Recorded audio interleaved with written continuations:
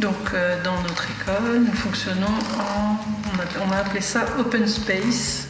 Alors les enfants sont cette année au nombre de 38 dans l'école et ils peuvent circuler librement d'une classe à l'autre, d'une salle à l'autre. En tout, on a 4 salles différentes, 3 salles de classe et la salle de jeu. Après, c'est pas de la liberté totale. On essaye de leur demander de nous dire ce qu'ils veulent aller faire, pourquoi ils veulent aller dans telle salle, voilà, qu'ils aient un but pour aller d'une salle à l'autre. Alors, donc au départ, ça a été une volonté des enfants. Comme on a des classes multi-âges, donc petits, moyens, grands, des fois même des tout petits avec, certains enfants se sont retrouvés d'une année à l'autre à changer de maîtresse.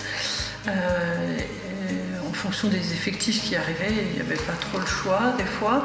Et donc c'est les enfants qui ont demandé à pouvoir retourner chez la maîtresse de l'année précédente parce qu'ils avaient vu qu'elle faisait des choses qui lui plaisaient et donc on a accepté.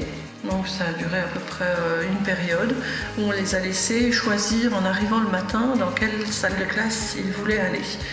Et par contre on n'avait pas encore ouvert l'espace, on leur demandait de rester dans la classe. Et on s'est rendu compte avec ma collègue à la fin de cette période que si on les laissait finalement circuler d'une classe à l'autre, on pouvait réaménager nos classes et supprimer les doublons.